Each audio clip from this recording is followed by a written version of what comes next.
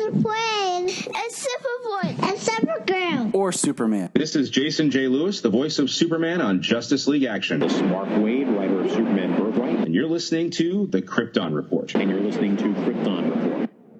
Up in the sky, look! It's a bird. It's a plane! It's the Krypton Report!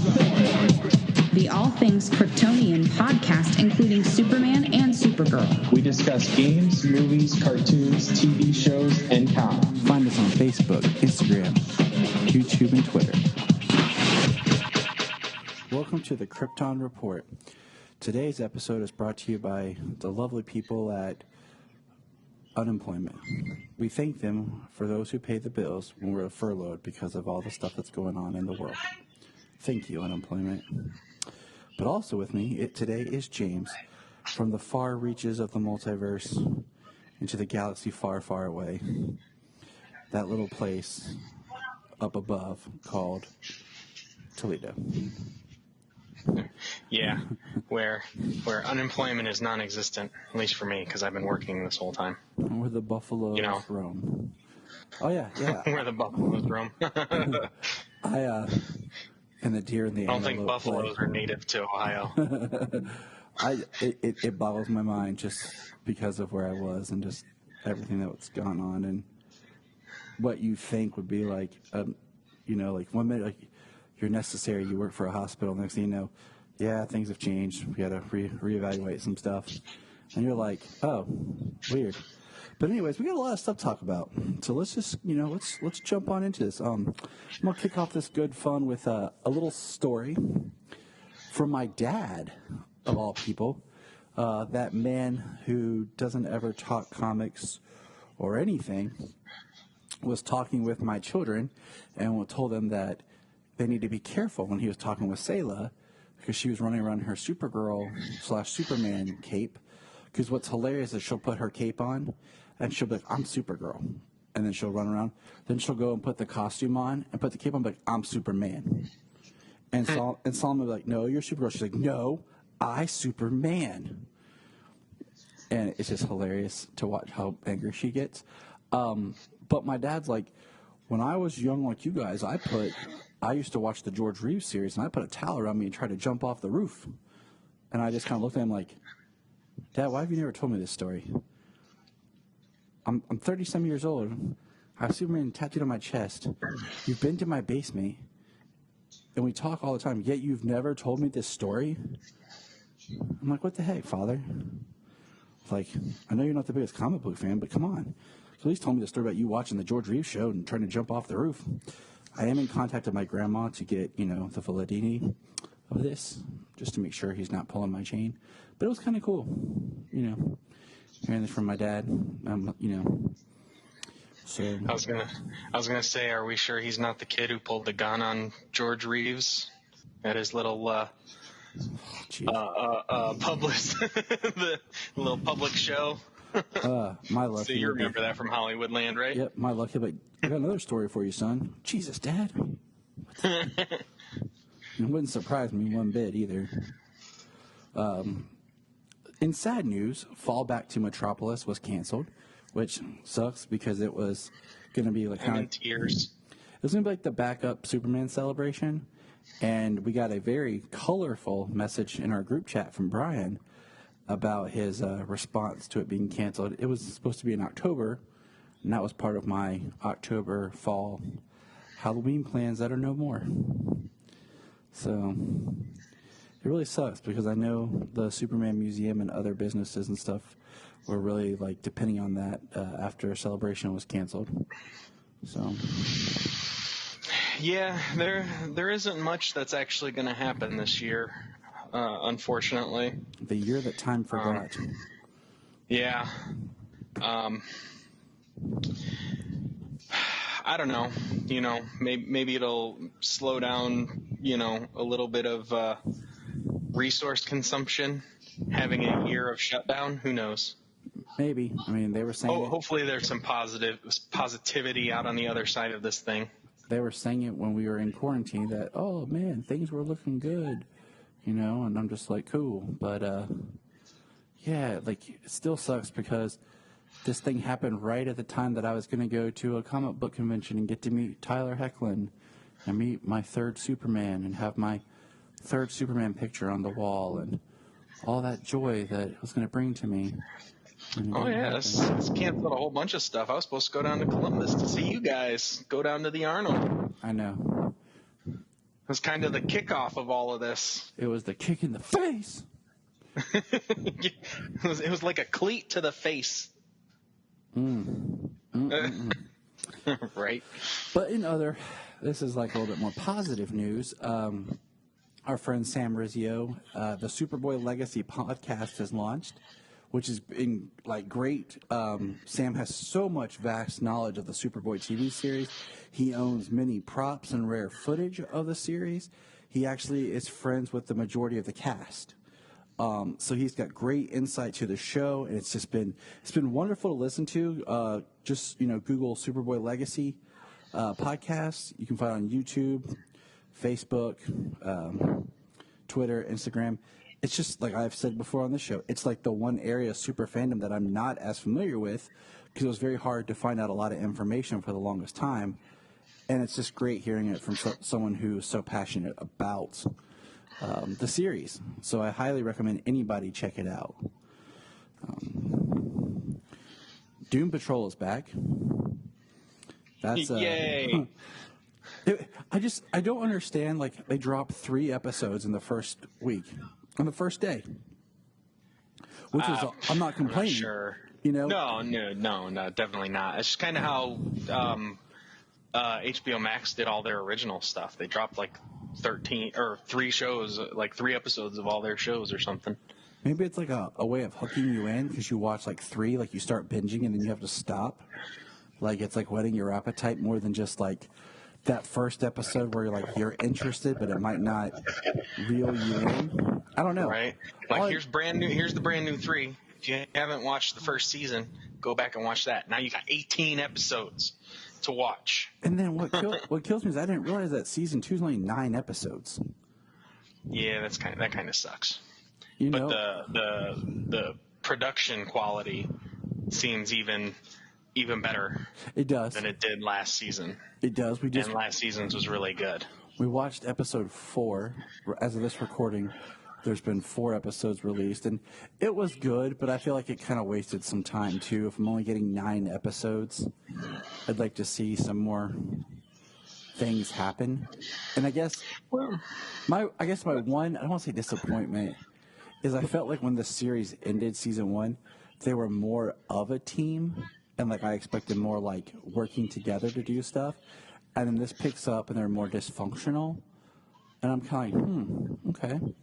I really need to go back and watch season 1, but so they didn't really kind of end as a team per se. I mean, there was that part in the penultimate episode where it was like a year later and they seemed like a team, but it wasn't actually a year later. It was still a Mr. Nobody thing. Yeah. And then they go into the final episode, and I mean, they're all working together to stop what's happening, but with the reveal of what had come before. Spoilers for a year-old show. Yeah, it kind of makes them all. Okay, spoilers. With the chief being responsible for all of their conditions, or for a good portion, a majority of what happened to the characters. I mean, that'll throw a serious wrench into any sort of team dynamic that they developed. True. And that's one of those things, like I told you, like when the season started, like I kind of forgot that just because I'm like, wait a minute, what did I miss? Did I miss something here? And then we were talking, I was like, oh yeah, I do remember that. And I'd like to explain more of what exactly his role was in each person's, transformation. So, but maybe we'll get that. I don't know. But it's nice to have it back, though. Something new. Oh yeah, I love it. I'm glad because we got so much of the character stuff because there was a lot of it in the first season, and as complex as the characters are, the main characters as well as everybody involved. I mean, like just say season 2 for example, we had Dr. Time and Red Jack and the Sex Men and stuff like that. I mean, all these characters to just like one, like even to have one character and explain them, like there's still more backstory to each one of these characters. They did a lot in season 1, but with all of that character development, they were able to kind of just hit the ground running with this season. Like, Robot Man and what's going on with him. Jane, what's going on with her. So instead of having to learn about this stuff, this is what's going on now. Yeah. And I mean, Diane Guerrera and the Underground and Crazy Jane, I mean, that's one of the best parts of the show. I mean, she is amazing. Like, her acting skills are totally appreciated, but I enjoy it. The one thing that's got me wondering is this is the last new property of DC Universe Originals that we know of. We don't know when Titans Season 3 is coming. And we don't know about Young Justice Season 4. But those are the ones that were announced, but we have nothing more. Maybe we'll learn something at Fandom, but after this, I'm not sure what. Because usually they have a new DC property start right as the other one ends, or they overlap just a little bit. Like right now they've got Harley Quinn just ended last week. Doom Patrol just launched that week, the same week, and we've still got Stargirl running congruently. So we still have 5 weeks of about 5 weeks of shows still. But I mean, at this point, we don't know what's coming next, if anything's coming next because of the shutdown. If what's been produced. And if anything, and what's going to happen? I mean, so with DC Universe for a while now, they really haven't announced release dates until around this time out from a new show. So like 5 weeks from a new show. They really don't do any kind of ramp up or trailers or anything for DC Universe original content until within the last 6 weeks to a month or so out from the show. They haven't. That's just the way it is. It's true. I mean, so we don't know if they do have something planned as of this moment because they're still releasing original content right now. You said we have about 5 weeks left, you said? Well, they just released episode 4 of Doom Patrol, and we got 9 weeks, or 9 episodes. So we've still got 5 through 9, which considering counting 5, that's actually 6 weeks. And then Stargirl, I believe tomorrow will be the release of episode 8, which is Shiv Part 2. And they have 13 episodes. So if you count 8, is that 5 or 6? So I think more weeks. They're almost right on schedule. They're going to end Stargirl a week before Fandom? I think.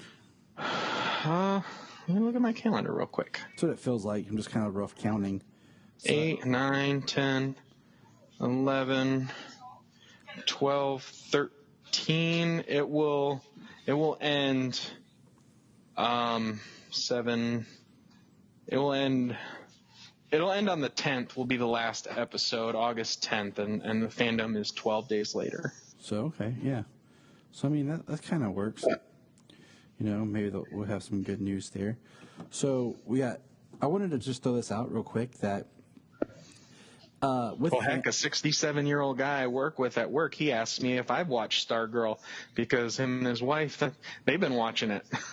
He's 67 years old, his wife's 70-something years old, and they're watching Stargirl on the CW. Because it's awesome. On Tuesday nights. and we'll get there, but it's awesome. Yes.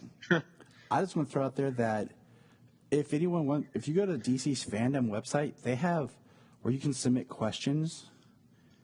And I highly recommend if you have any questions, just do that. I submitted a couple. Have you submitted any yet, James? No, you did send me that, but I've been busy, like being in charge at work and whatnot. So my boss being on vacation, I'm the boss. I sent one that'll probably never get answered, but I wanted to know who the question was.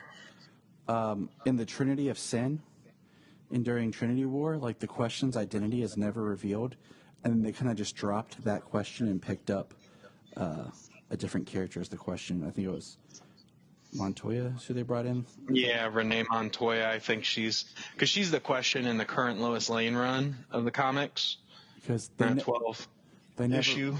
They never really addressed the identity of the question in the Trinity of Sin, and I want to know who it was. So, yeah, I think that's one I don't recall who it was, because there's Pandora and there was Judas. Yep. I don't recall who question was. So I'm just throwing that out there. But so we were talking about DC Universe and HBO Max, and you brought up season 2 ended of Harley Quinn. Which, I mean, season 2 came just a couple weeks after season 1 ended? About a month and a half. They did the DC All-Stars, that role-playing game, and they had 6 episodes of that, and then they released the second part of Harley Quinn. So it was really quick. And now only about a month and a half. And now they're going to put that on HBO Max. And it's more of just what we talked about. Like, it almost feels like inevitable that DC Universe is going to become part of HBO Max if they're just going to keep moving everything over there.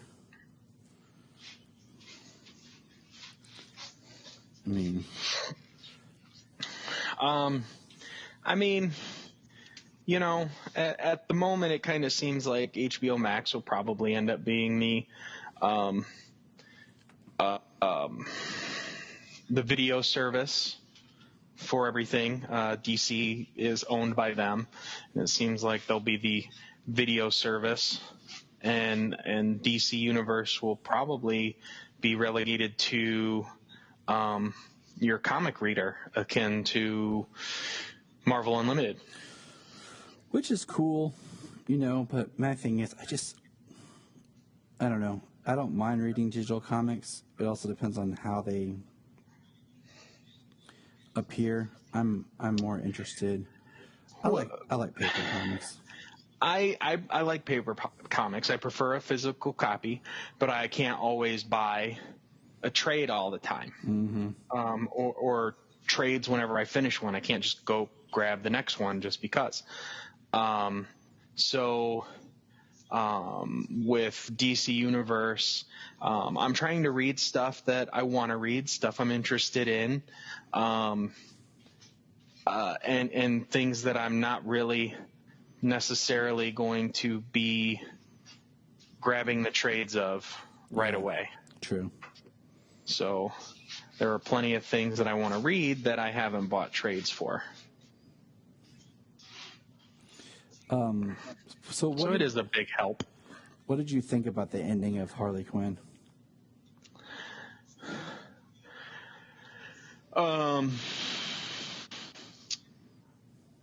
I guess it's kind of telegraphed with the characters. Spoiler, Harley and Ivy getting together. So it would seem, Kite Man, deciding that he didn't see it before and he should have, and broke it off with Ivy. The wedding, Harley doing her thing, it was really funny. I think the end of the first season finale was actually stronger than this one. Yeah. At the very end they did the end with a question mark. So I don't know if that's just – I think that's just for the audience. Like, is this the end? Well, as popular as this show is, and as popular as Harley Quinn is, I mean, they're going to be showing it on. It's moving over to HBO Max, so it's going to be on there. So more eyes are going to be on it, as well as they're putting it on Sci-Fi Channel. Which, I mean, you edit that show, which is already 22-minute per episode, and you cut out the dialogue, a lot of it. Like, you're going to end up with like a 12-minute episode. Oh yeah, all they're some gonna of do is just overdub the dialogue. I mean, Right. The violence they can get away with, but just overdub the dialogue. So they're going to get a lot more eyes on it. I have a feeling it's going to be back for season 3. I really do, and I think. I lost my train of thought. I'm sorry. Nah, you're fine. It's one of those. I think, like, since it's going to be on Sci-Fi, they'll just dub the F word with frack. They'll be like, haha, it's fracking back, y'all. Oh, okay. So now all right. You jogged my memory, kind of like where my mind was. No, my thought was kind of like something. I think we discussed about like.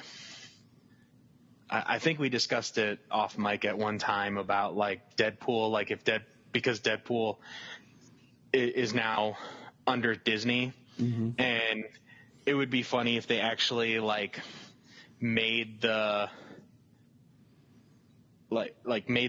dialogue, like say he was gonna say the F word and all this stuff, and they beep him out. And he's like, where the hell is that beeping coming from? And he tries to cuss, and it just keeps beeping him out. Like, make it like a fourth wall break kind of thing. Like, where is this beeping coming from? Why can't I not cuss? You know what I mean? It'd be hilarious. Yeah. It'd be hilarious. But, I mean, I just think, like, they ended it so that if they didn't get another season, you do have closure.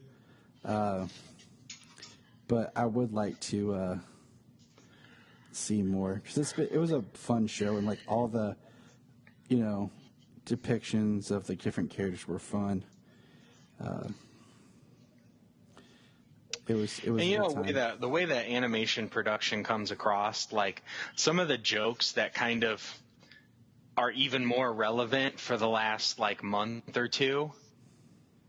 Yeah. Like the Superman joke with alien languages and stuff. Yeah. Like it's so funny. It's funny because it's a little more relevant in our current climate, but it was obviously produced like a year ago before it got as mainstream as big, just currently, you know what I mean? It's a real thing, and I'm not trying to downplay that in any way, but still. So it was just kind of funny to see that. That was, and then Wonder Woman rolling her eyes at him. Yep. But we'll see. I mean, like you said, if it goes to HBO Max, that's a whole potential another audience. Sci-Fi is another audience. So the ramp up could be something big. Well, especially since, what did they say? How much of a lot of the DC content is leaving within the next few months off of HBO Max? Well, I mean, just go on there now. Like a lot of the stuff at the beginning of July that was there, like a lot of the more, like, what was it, like Steel and I think Supergirl maybe. Some of the more random stuff that you were like, wow, okay, this is cool, is all gone. I think seriously, Jonah Hex, I think, is gone. Well, that's messed up. Just because, who would pay money for those to have those on their streaming service? Because the reason they're leaving is because they have been purchased for a certain amount of time by someplace else. Yeah. I mean, the way that web works of purchasing purchasing the licensing rights to stream stuff and that kind of thing, like the way that stuff works, it's just a tangled web of mess, and it's ridiculous. But Steele and Jonah Hex, who even wants that on their streaming service except for the people who produced it? I mean, that's the thing. Is like they're the okay. Supergirl's still there, but it's some of the stuff that's just so random that you're like, oh wow, like that's cool. I mean, I wanted to check them out because I haven't seen Steel since it came out, and I was a child. Yep. And then I've never seen Jonah Hex. I watched it I do once. want to see it once. I watched it once. I don't remember other than thinking like this could have been good. And so I'm just looking through HBO Max right now. I mean, some of the stuff is gone, and like what sucks is a lot of it's on here. Like some of the more childlike stuff is more than what DC Universe has, which is crazy to me. Like the Return of the Caped Crusader and Batman versus Two-Face. It has they put on like almost everything Batman animated. Like Lego, they have a lot more Lego stuff, and Superhero Girl stuff is on here, which is cool for Sailor and everything. And so, I mean, and of course, Beware the Batman, which it's great that it's on here because that show definitely got cut off too short. So, but yeah, it's just weird. We've had this discussion a lot. We don't have to keep going. We want all of our DC in one place. We know that potentially, pretty much, we figured out that when the CW stuff now is just all going to go to HBO Max because of Batwoman and Nancy Drew both went to HBO Max. So when all the licensing off Netflix expires, it's going to go to HBO Max. We can figure that out. Yeah. In sad news, ironically, I mean, it's just so weird. Joel Schumacher passed away.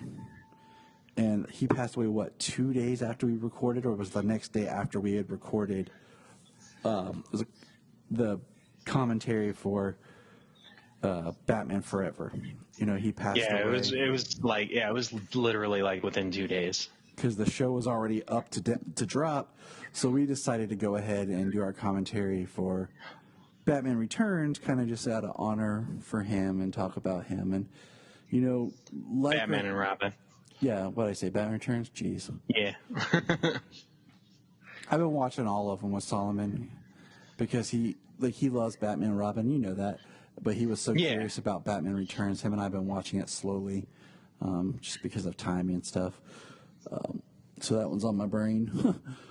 But it's just kind of sad. Like, I love or hate the movies. Like, the man delivered a Batman product that is loved by some and some it's not. And, he just seemed like a really nice man. And since his passing, they've come out, and there was an article I sent you the other day about there is a 170-minute cut of Batman Forever. It's an extended cut that's been talked about because, for people who might not know, there was a whole subplot about Bruce and amnesia and why the movie is called Batman Forever, and it was a little bit of a darker tone, and all that was cut from the film. And which you might have heard is the Red Book edition. That's is that what they call it? That's a fan edit of it, kind of like in the vein of Superman Redeemed. Oh, okay. But yeah, there's an actual Schumacher had a larger cut, and the studio wanted it shorter to the 2 hour that it is. And maybe, I mean, come on, with streaming services, studios, that'd be a great product to make your streaming service more valuable. Putting on an extended cut of Batman Forever that's never existed, or something like that. I mean, it would just be interesting to see. I'm actually thinking about buying the Batman Forever novelization,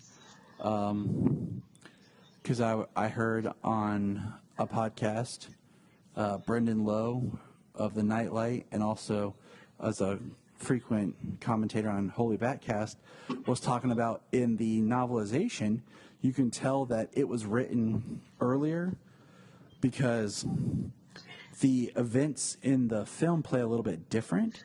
He mentioned that in the novelization, it starts with Two-Face breaking out, then it goes to Bruce Wayne at Wayne Enterprises, and the bat signal that you see when he's in Wayne Enterprise that he leaves for is actually Two-Face robbing the bank. So there isn't that intro with him, suiting up like it is in the movie, like in the novelization. The order of scenes are a little bit different. So now I'm a little bit more intrigued in reading this novelization. And that's what's interesting if you ever read like movie novelizations is they get the script at a certain time. Right. I haven't read any since I was a kid. Yeah, I haven't read any in a long time, and that's why I'm kind of like now, like, that would be interesting to read. Trying to think what I read as a kid. Maybe what novelizations did I read? I read Sleepy Hollow, the one with Johnny Depp. Because I know I had a Rocky novelization. I've been obsessed with Sleepy Hollow, like that whole concept, and since I was little, and I have so much research and stuff on that town and the different versions. And The Phantom, the one with Billy Zane. I bought the novelization at like a Scholastic book fair because I really liked that movie, and just like I watched every comic book movie as a child. And it's been a long time. I can't remember. I know I had a Batman novelization. I don't think it was Batman Forever. I think it was before that. I feel like I had one too, but I think it was one of those like I got but I never read because I was too young to really read it. But I was just excited because it was Batman. Right. So I have like this vague memory. It could just be maybe it was my uncles or my dad's or something. Because my dad, when he would be deployed, a lot of times he would take like novelizations and books of stuff to read. So not sure. But, I would love to see that longer cut of Batman Forever. But moving on. In comic news, so I looked this up because we were talking off mic earlier, but originally Superman Man of Tomorrow I thought stopped at issue 6 and that was back on, I'm pulling it up right now, May 25th is when issue 6 came out. And then I went back to see about issue 7 and there wasn't one, and I reached out to the god himself, Phil, and he said that he thought they only went up to issue 6 on all these digital firsts. Well, June 15th, they dropped issue 7, but it looks like it's by a new writing team. So Superman, Man of Tomorrow is back with a new writing team, and there's been 3 issues since, each written by a different person. So I'm intrigued to see where the series keeps going, because I really like the first 6 issues of that different team on every issue. Sounds like one-off stories as opposed to any kind of arc. Yeah, and just like looking at the summary of issue 7, looks like it has 2 stories in it.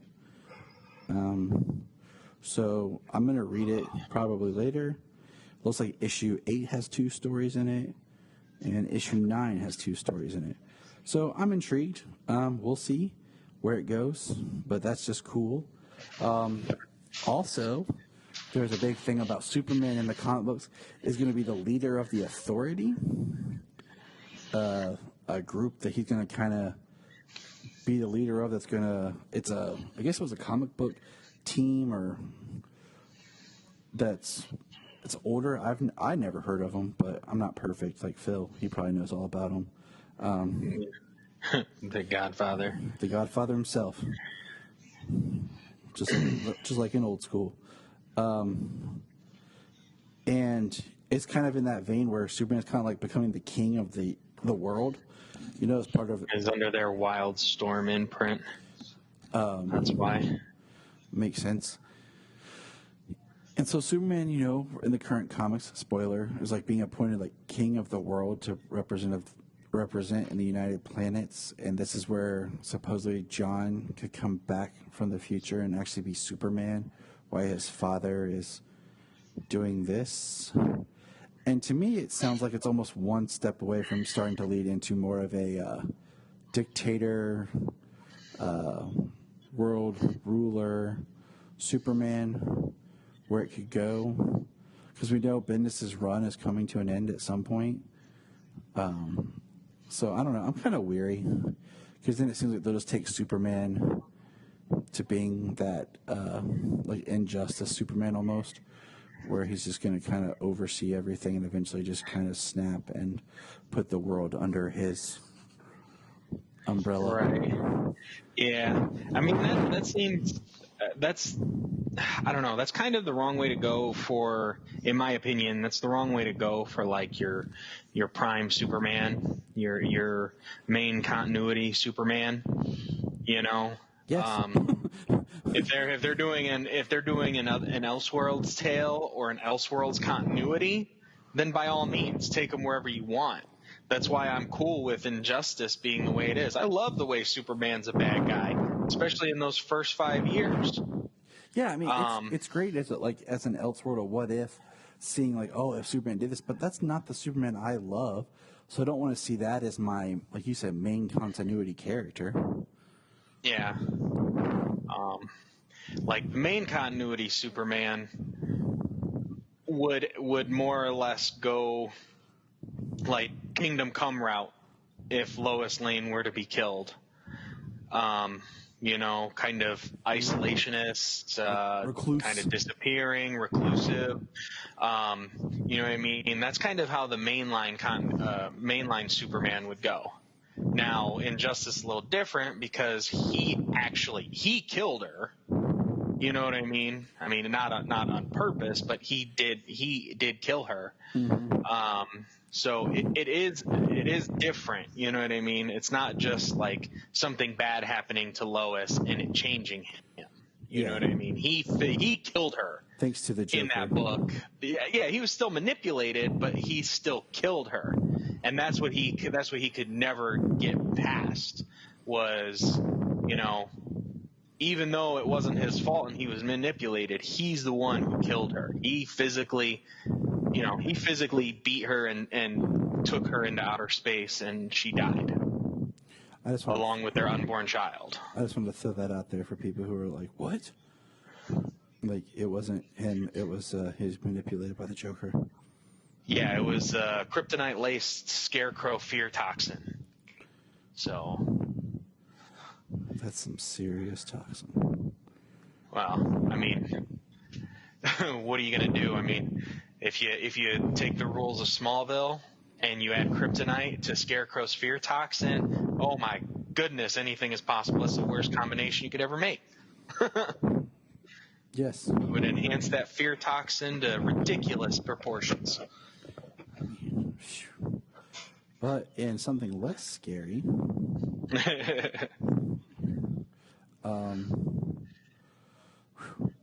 but yeah, that would just, we'll see what they do with it in comics and where it goes. I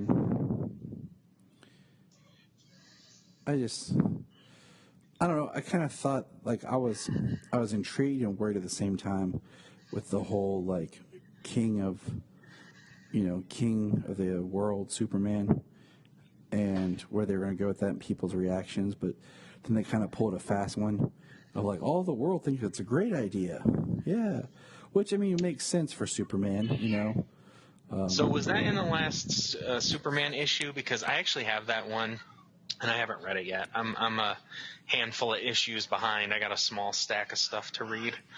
Too busy. If I get to read one issue of something a day, I'm lucky at this point right now. I think so. My apologies. I can't keep track of it. Oh, you're all right. I honestly can't keep track of what's. Well, I know that they one of the last few things they popped in on Lois said, hey, you know, Superman declared himself king of the world, and then she's got like a lawyer with her or something wherever she goes and whatever she's doing and talking, kind of to just, I don't know, field questions or something. It was a short part where a lawyer or whatever was with Lois. So yeah, I've been so off since this whole thing. Like this week. What do you call it? Your house is a party. There was no DC Comics other than the digital first. Like stores did not get DC Comics, and they'll actually be delivered and up for sale on Tuesday this week.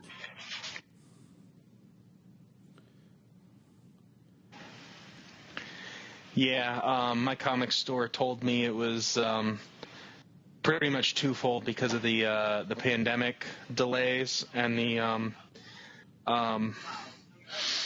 the distribution, changing distribution, the way that DC is. Mm-hmm. So it's pretty crazy, honestly. But new comics coming soon. And I hope that it won't disappoint, you know.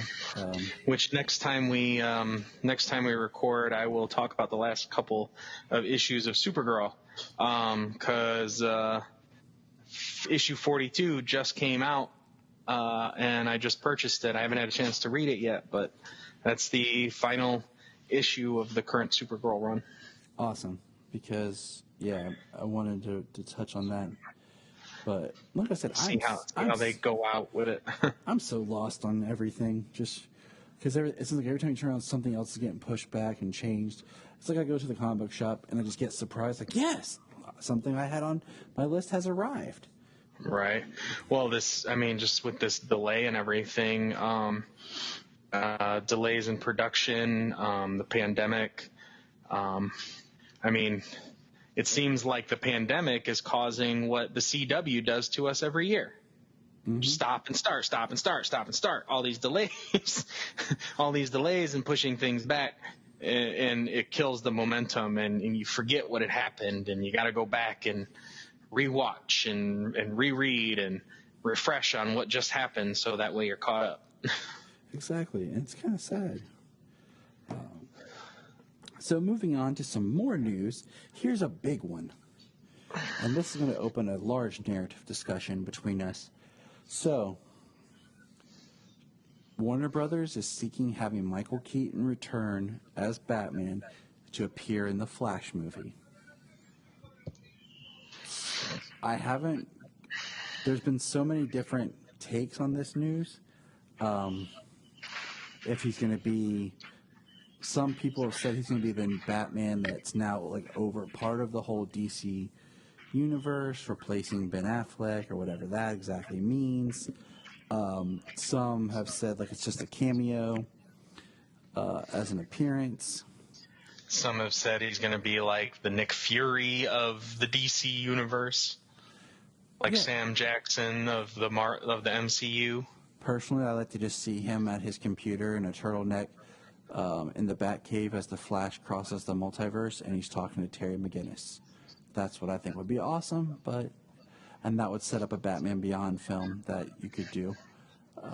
I definitely think that, using a previous Batman from 30 plus years ago, Michael Keaton being an older man now, that I think, yes, best served would be an older Bruce in a Batman Beyond film. That is definitely my the best thing the best way I see of using him. That makes sense. And this is something that I proposed to you today, and we were talking about it, and I wanted to bring it on here. Was everyone has jumped the gun and said the Flash movie is Flashpoint? But nowhere have I found an official thing calling the Flash movie Flashpoint. Everything I've said is like the Flash movie, Ezra Miller's Flash, Andy Muschietti to direct the Flash. Well, I think I remember something before about Andy Muschietti saying something about, maybe I'm wrong, but I thought he said something about that it's Flashpoint inspired, which we discussed today. There's a difference between being adapted and being inspired by. Mm-hmm. The Flashpoint Paradox, the animated film, that is an adaptation where things are almost frame for frame identical. Some changes here or there, it's still an adaptation. 300, that is an adaptation. It's almost identical from page to screen. Batman versus Superman, that is inspired. Batman is largely inspired by The Dark Knight Returns. Frank Miller's Batman Ben Affleck is largely inspired by that. The suit, the fight, the way he acts towards criminals, him calling himself a criminal, like he told Superman in The Dark Knight Returns. That's inspired by. There's a lot of things similar, a lot of things that were pulled from the page and put on the screen, but it's not an exact translation. There's a difference between adaptation and inspiration, and most people do not see that, especially when it comes to the comic book fandoms. You know, I'm Googling it right now, and everything I found is Muschietti says that they'll take inspiration from Flashpoint, you know, now that he's on board, and he says it could be a different version of the Flashpoint than what you're expecting. There's nothing that says the movie will be titled Flashpoint. And Right. I'll just flat out say it.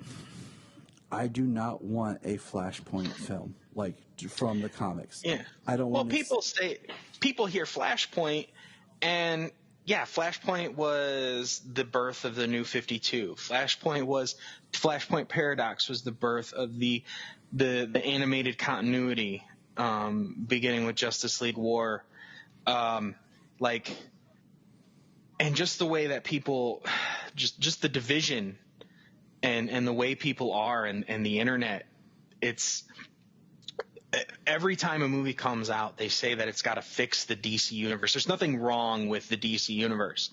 And the fact that they seem to want to embrace the multiverse, where everybody can have their own DC universe, there's not one strict continuity. I don't want to see the exact, like you said, I don't want to see the exact same translation, but I also don't think that Flashpoint needs to be this movie that's going to reboot the DC extended universe. You know, everybody's like, oh, they're going to reboot the DC extended universe. They can recast everybody. They're not going to recast Jason Momoa. They're not going to recast Gal Gadot. No. You know what I mean? So far, they're not replacing Ezra Miller. I mean, as it seems, Cavill and his agent are still saying that the cape is in his closet and he's not giving it back. You know what I mean? Mm-hmm. So just because there's no official announcement that he's got a movie coming forward, they still want to work with him. It seems. I mean, there's a bunch of people. They're not going to recast these people. They're not going to reboot the universe. So, but James, you know, the universe has already been rebooted, and nobody thinks about that. This is true. I mean, Crisis on Infinite Earths. They brought Ezra Miller in. They proved to us that the DC EU, if that's what people still want to call it, that's never been confirmed, and I will stand by that. Exists. Well, it was on HBO Max, right? I think so. They put this DC extended universe on there. Did they? At least somewhere. People posted it. I seen it. I never saw it like on my HBO Max, but I didn't think I did either. The user interface is different depending on what you're using it for. So maybe they saw it on the internet and they were using it for HBO Max online. I don't know. Interesting. I just glanced at mine. It's not there. But yeah, I mean, it proved that one, Ezra Miller and his Justice League are a different Earth. They're part of the connected world. It also proved that Batman 89 is connected in the multiverse. And you know what? Before we even get too far, like Crisis on Infinite Earths on the CW was not the Crisis on Infinite Earths we got in the comic books where they erased the multiverse and there was one Earth. The CW Crisis on Infinite Earths, it pulled all of the CW's characters and place them on one Earth, and for all they know there is only one Earth, but at the very end it did show that there is still a multiverse out there. There is Earth 2 that has Stargirl, different Earths that have the Titans and the Doom Patrol and Swamp Thing and Green Lantern and the extended the film universe. Like, yes. Those are all still there. They're just rebooted. It's the new multiverse because the Stargirl Earth 2 is nothing like the Earth 2 that we experienced on the Flash series. It's the new Earth 2. So it's all part of the new multiverse they've yet to discover. So, anyways, all that to say that, you know, like you said, Crisis on Infinite Earths that we saw is not exactly like it is in the comics. To jump over on the other side, Marvel's Civil War wasn't exactly like it was in the comics. Age of Ultron was nothing like the Age of Ultron story in the comics. You know, these are recognizable titles that you can use to sell something. Flashpoint in the Flash TV show was nothing like the Flashpoint story. You know, they even in season 3 call it Flashpoint, the Flashpoint timeline, and it was nothing like it was. So yeah, even as inspiration, that was disappointing. Even being inspired by, that was disappointing. yes, it was. Yes, it was. Because look, I don't want to see Jeffrey D. Morgan Batman. I mean, it would be awesome, but I'd want to see that as a whole other movie, not in the Flash's movie. I don't want the Flash to basically be bogged down with everybody else's story, and we lose the Flash as the main character on his first film. You know, Captain America: Civil War was like, you know, Justice League, Avengers 2.5, but it was Cap's story. But we'd already got, you know, Cap, 2 solo Cap films, so his third movie it worked. But I don't want to see the first Flash movie be about catering to all these other characters.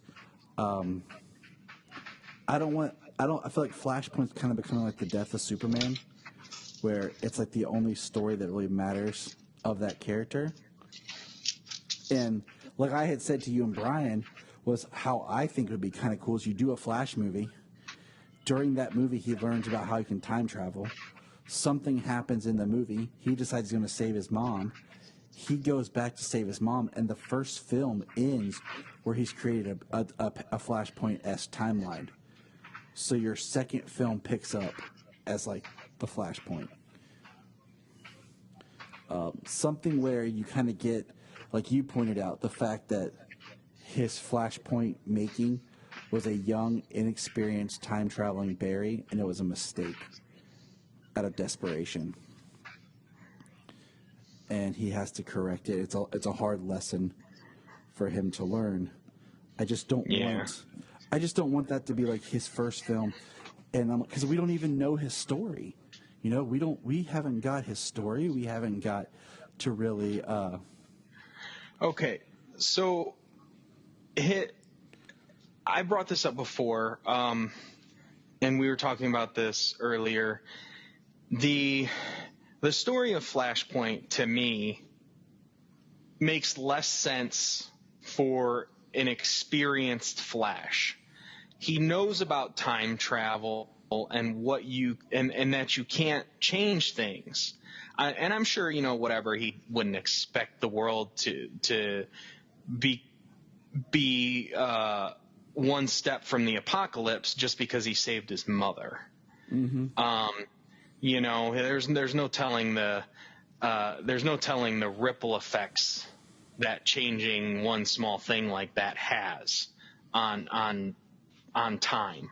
So, I mean, granted, you know, how big it became, sure, that's fine, but I don't think an experienced Flash would make that mistake. I feel a younger Flash who discovers time travel and uses it to save his mother is more of a story that's believable when it comes to time travel and creating a Flashpoint timeline. So, like, to say like a third or fourth Flash movie could be Flashpoint. Well, maybe if he didn't experience time travel in all of those years prior.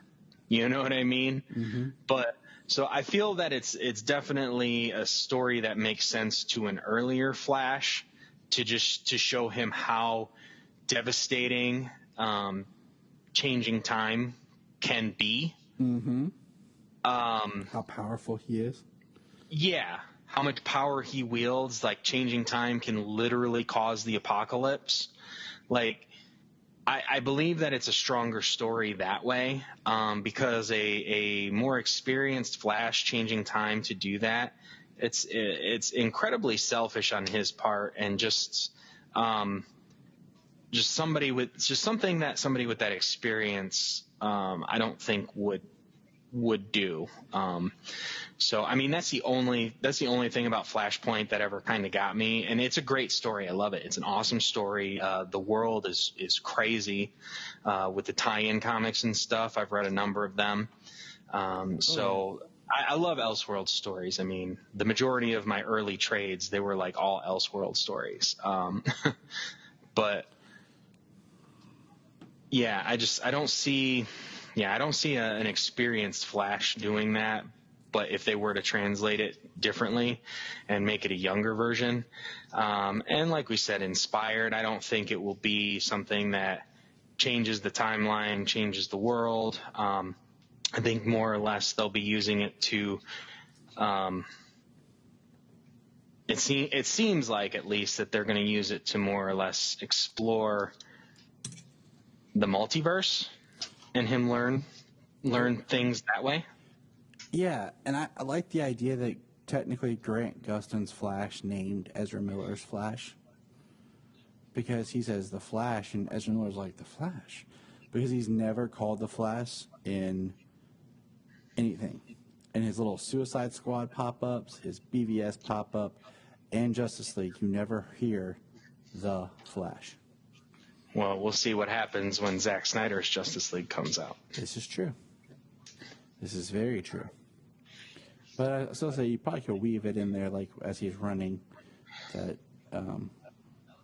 he meets Grant, because it's pretty epic. Because he even drops a line where he says, I told Victor this was possible.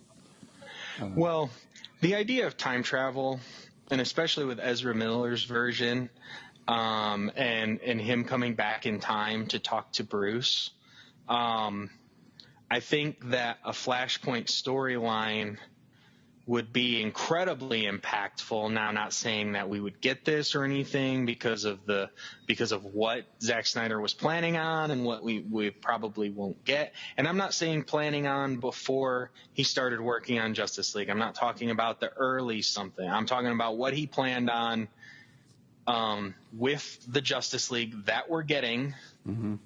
And if he had anything designed after that. Okay. It's really easy to talk about what he's told everybody his plan was before it got changed, before he was working on Justice League. Mm-hmm. Like everybody talks about what he planned. Like, yeah, that's what he planned, but that was before he even had to change it, before the movie we actually got and we're going to get. Like, yeah. So that really has nothing to do with what we're actually going to get and what we're going to see. But if moving forward as things are, if they were to experience that time travel of the Flash coming back to talk to Bruce and stuff, I'm too early, or this is the wrong time.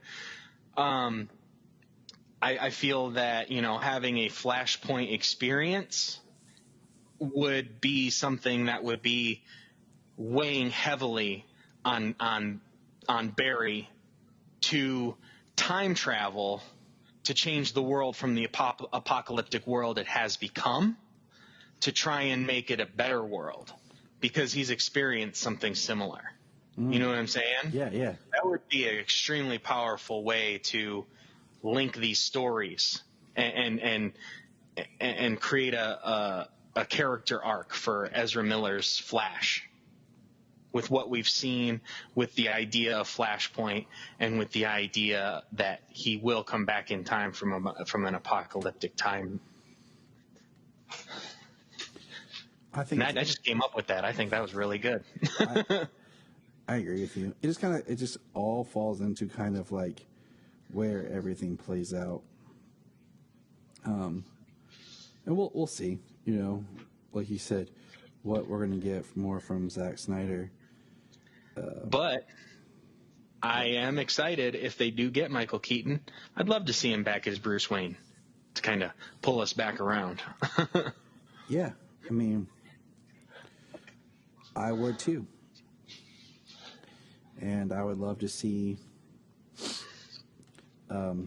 what he has to, bring back as an older Bruce Wayne. And I just either see him as like an older Bruce Wayne on the verge of a Batman Beyond, or maybe we see him as an older Bruce Wayne on the verge of retirement, like he was at the very beginning of Batman Beyond, when he basically had a heart attack in the field and drew a gun on that guy.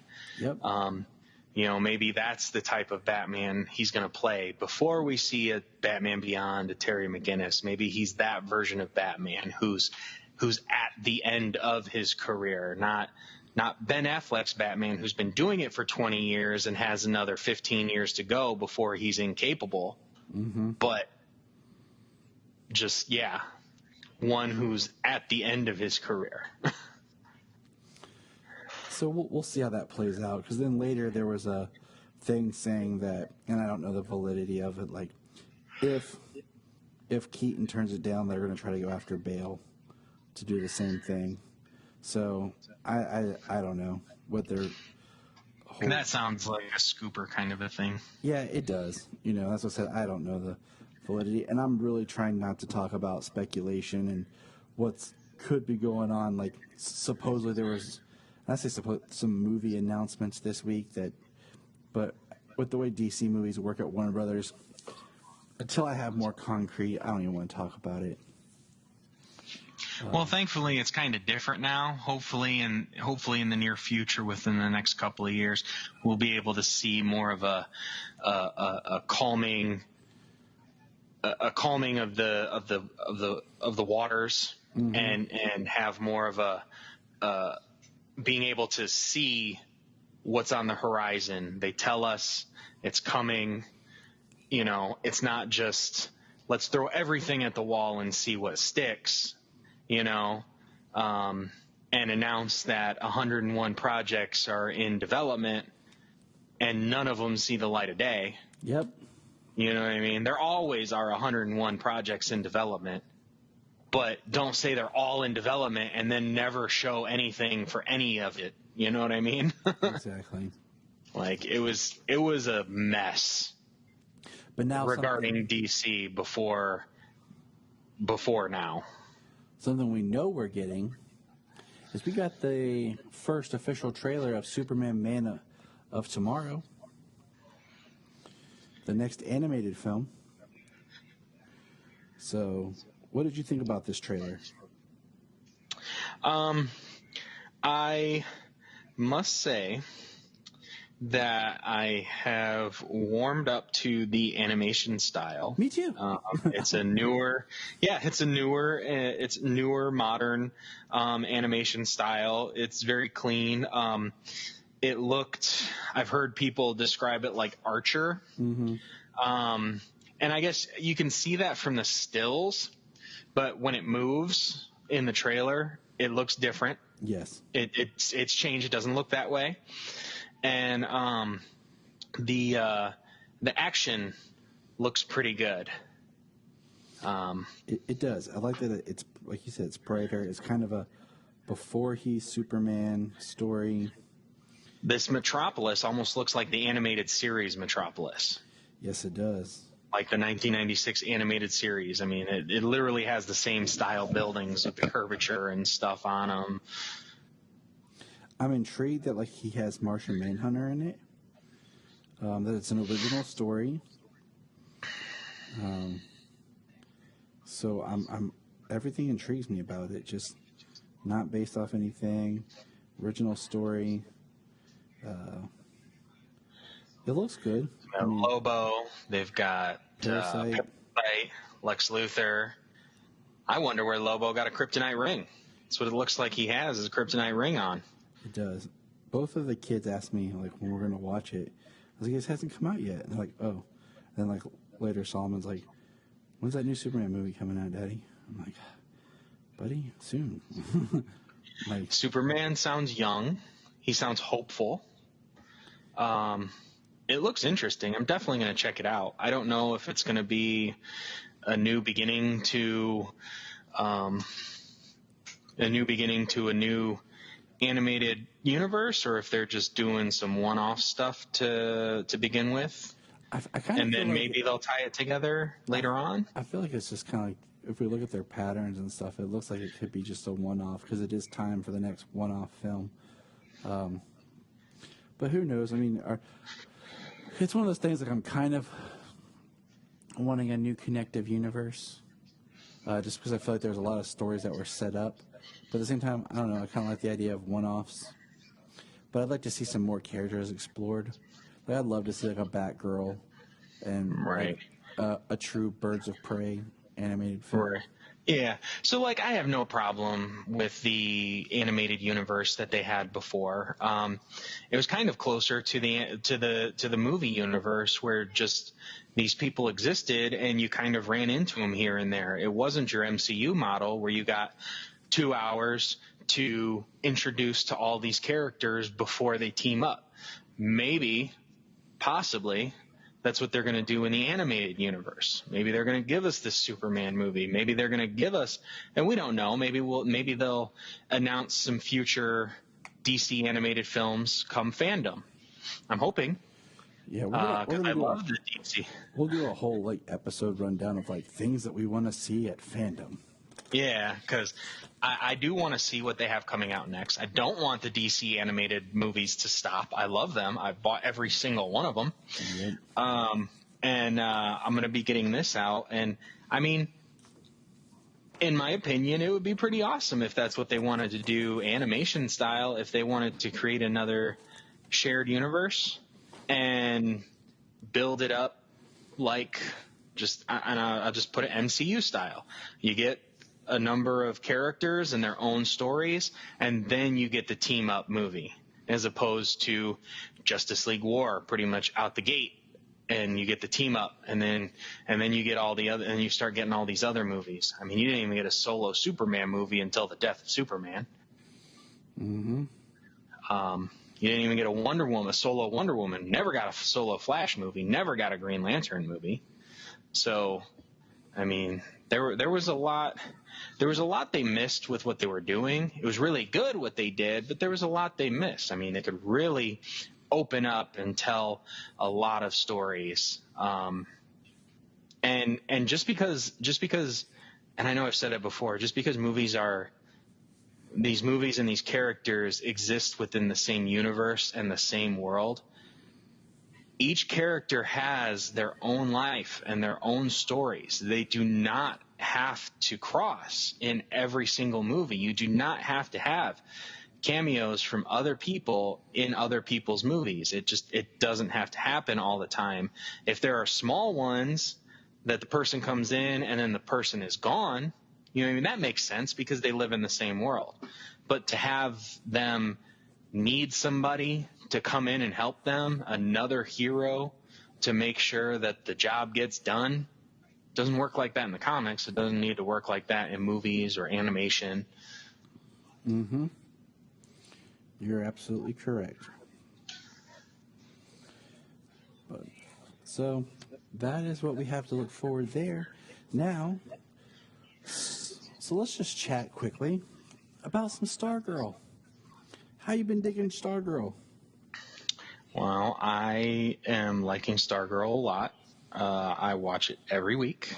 I usually get up early Monday morning and watch it by myself. Just brew a pot of coffee and start my week off with Stargirl. And then I usually watch it another day with Isabella. She loves watching Stargirl. So the last 2 episodes, JSA and Shiv, like, it was pretty awesome, the JSA episode. I liked the fight between Sportsmaster and Tigress and the new JSA. Yep. Luke Wilson's little what do I even want to say it? He's saying what Courtney is doing to him is what the other people are doing to her, not listening and just doing what they want. You know, that was a really funny little interaction they had. Oh, you mean when he pulled his his what do you call it? Parenting. Yeah. You mean they're not listening to you? That's so frustrating. You know? Yeah, that was really funny. And Yeah, she's definitely a like going on. parenting move. Just going on and on until you realize what you're saying is the same thing you're doing and you're being a pain in the butt too. Yeah. I think every parent uses that from time to time. Duh. Shiv was really good. It's pretty cool to focus on Cindy in that episode. Yes, it was. Dude, when she went downstairs to her basement, and Right. I was like, wow, this is pretty intense. Yeah, she just goes right down. She knows what's down there. She calls Grundy a creep for growling at her. and her dad is that Dragon King, who I'm not sure who that character is. I haven't done any research on him yet. He's more of a Dr. Hitato. He was a Japanese-based character that was very much like we would call it now racially insensitive character. Right, makes sense. Because at the time he was probably created with the JSA back in the day. I mean, yeah, it kind of is a different world. Yeah, so they're trying to change it. But we did see him before, and Icicle looked scared of him. Yeah. So I mean that makes me think like this dude is dangerous if Icicle is afraid of him. Mm-hmm. But Cindy being his daughter, his wives being mind controlled, brainwashed, like all of his other minions. Mm-hmm. And she's got blades. She's got blades that come out of her wrists. She's almost like Baraka or something. She was sweet. And did you figure out who the janitor was? Or were you kind of like, oh, who? I don't know who he is. Okay, I didn't know I knew one part of his name. I was like, oh, he's the night guy. And I'm sitting there thinking to myself, because I remember from Justice League Unlimited, the Knight, and he's called the Shining Knight. And I was like, oh, Sir Justin, because I remembered Sir Justin from. Are you talking about the dude who looks like he's from that? What was that show or something? Dragon's Lair or something like that? Yeah, he's just like a knight, and it looks like he's from Camelot. Is that what? Yeah, is that who that's supposed to be? Yep. Maybe. Oh, really? Yep. Because it says Justin on his his uniform, and Sir Justin was the Shining Knight. Because I do remember, I'm pretty positive I remember that character from Justice League Unlimited. He's got like that metal helmet on. Yep. With like the chainmail that comes down and. Exactly. Yeah, he looks just like that Dragon's Lair. I'm pretty sure that's the name of the game or whatever, game or cartoon or something. But he looks just like that Dragon's Lair guy. Is that the one? You are absolutely correct. So I thought that was cool, just kind of weaving in that character. I was like, oh, that's pretty sweet. I knew he was something. From the pilot episode, whenever he was there, they focused on him for an extra second or two. I knew he was going to be somebody, but I never knew who he was going to be. And then I saw the sword. I was like, well, I knew he was somebody. Mm-hmm. And then he saved her, and I'm like, well, I knew this was happening, but, like, who is he? You're like, awesome. But who are you? Yeah. But so that was cool, just like building to something,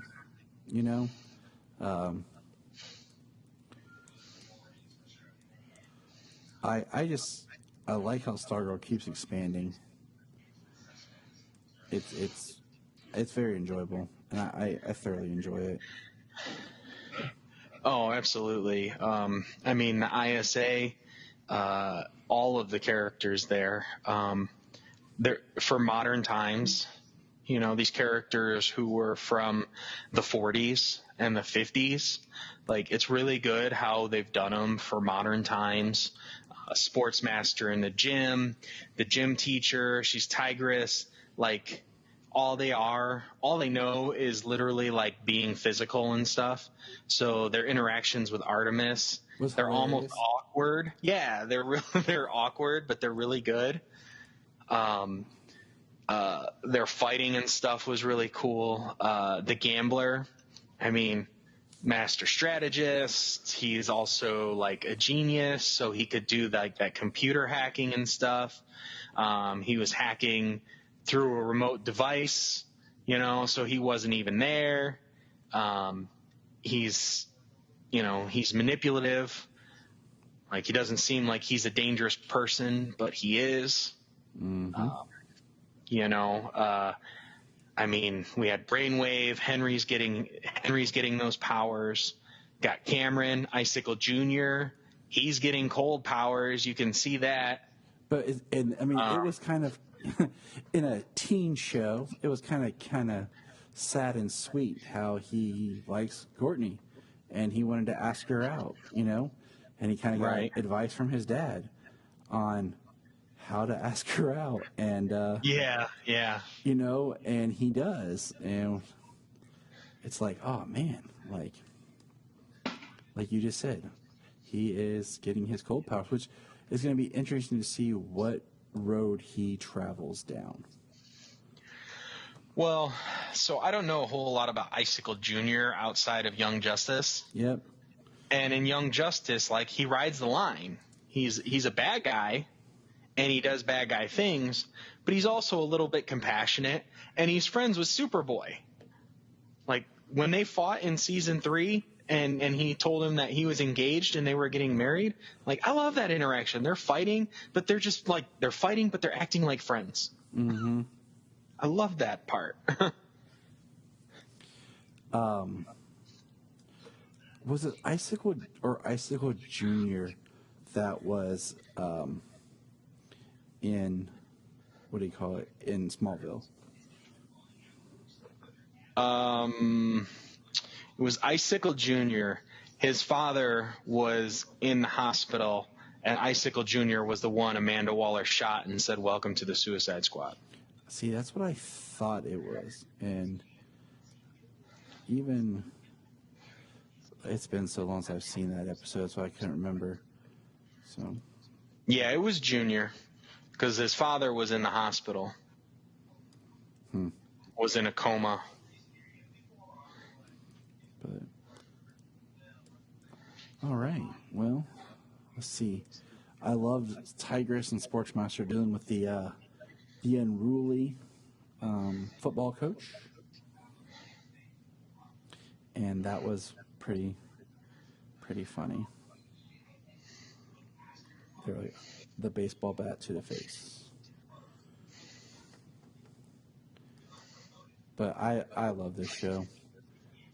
It has been just, it's a highlight. The kids are counting down to it. Like, they'll be like, it's Monday? New Stargirl? I'm like, yep. Yes, children. Yes, children. Gather round. So, we have the next episode, Shift Part 2, that'll debut here in like an hour and a half, based on our recording time. And the last thing on our handy-dandy to-do list here is we reviewed Max Fleschier Cartoon number 8, The Volcano. All right, guys. We just watched Superman and the Volcano. What did you think, Selah? I like the driving on the scissor swing. Yeah? What about you, Solomon? What do you think? I think it's really good.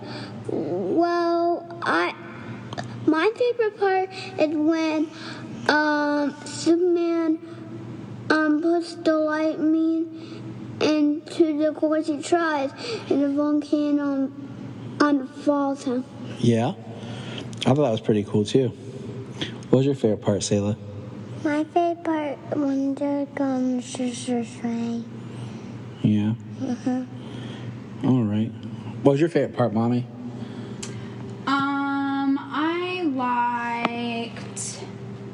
I liked that he blew up the other side of the volcano in order for the lava to go down into the water instead of down into the town. I agree. I thought it was really smart for him to finish off that. Lava Yeah. from the volcano. So did Superman save the day, Sayla? He did. Now, this is interesting to me because this is number 8, but this is one I actually remember a lot. How about you? I have seen it. Watching it today, I did recall I have seen it, but it's not one that automatically comes to mind. Yeah. See, I always, for some reason, the press pass thing stuck out in my head. Like, I always remember him being like, "Where's my press pass?" and Lois taking it. But I always remember that. I thought that was interesting. This episode felt like the narrator was on longer, like discussing everything a lot longer than usual.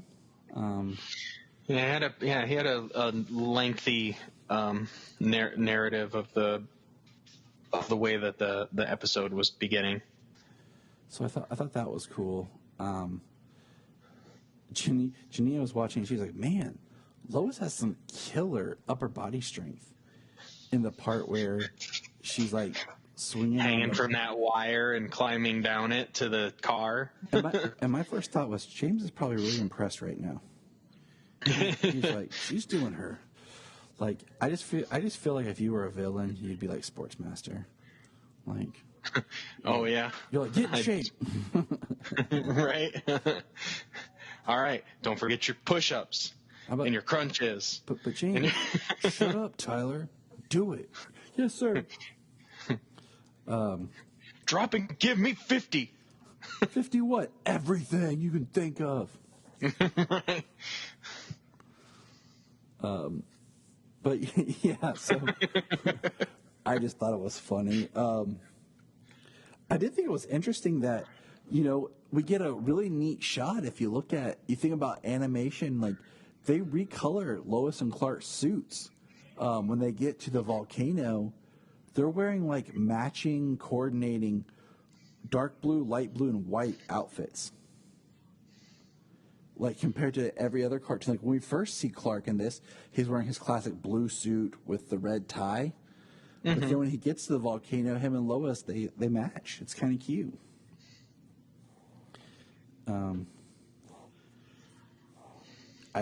I love that, like, when we're watching it, Sayla's like, "Go, Superman, save the day!" Like my kids get into like watching these. It's cute, and that's awesome. When Superman like pulls the charge cable together to make sure the volcano blasts so that the lava goes into the into the ocean instead of the actual village where it was headed towards. And I kept thinking to myself, and I had to check something. James, do you know what year Superman got super hearing? No. I had to look it up. Action Comics 260 in January of 1960. Oh, wow. So that's why, because I'm sitting there watching these, and I'm like, wait a minute. Like, how is he not hearing this and being alerted to this? And I'm like, when did he get super hearing? And I had to go back and find it because it was kind of throwing me off. But yeah, so. Well, what's interesting on this one is that big old rock that's coming down. Superman like shrugs it off, but like it hit him a certain way, kind of almost knocked him unconscious for a few seconds. Yeah. Which it's his power levels, because it's kind of interesting because we're so used to like our Superman how he is now. Not really thinking about the fact like his powers weren't as developed Yeah. at the time. Well, it's interesting because it's like the very first episode is basically where they almost came out with the idea that he could fly. But in so many episodes after that, it seems more like he's jumping. And in this episode, it seems like he's jumping from different parts of the island to another. I'm thinking, I'm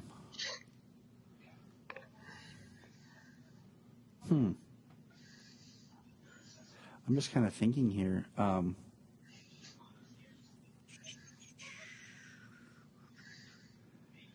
Yeah, like I don't know. I'm just kind of like, I'm not shocked, but I'm kind of like, yeah, that would make sense if like the production order, like, but I don't feel they really held on to what do you call it as tightly. Yeah, I'm not sure if they. Well, yeah. So I'm not sure if the idea was like, oh, well, let's just make it so Superman could fly because it'll be harder, or they're just like, maybe this one big jump and he can kind of control being in the air a little more, like, so let's make it so like he jumps, but then he's just like he's flying through the air, not necessarily that he's flying. You know what I mean? Yeah. I know exactly what you mean. So it's pretty cool how he throws that cable car full of explosives at a wall, at a cliffside, and it just blows up, because that's all it takes for explosives to like blow up is just impact. Yeah, you know this. Duh. No detonator, no flame, no spark, nothing.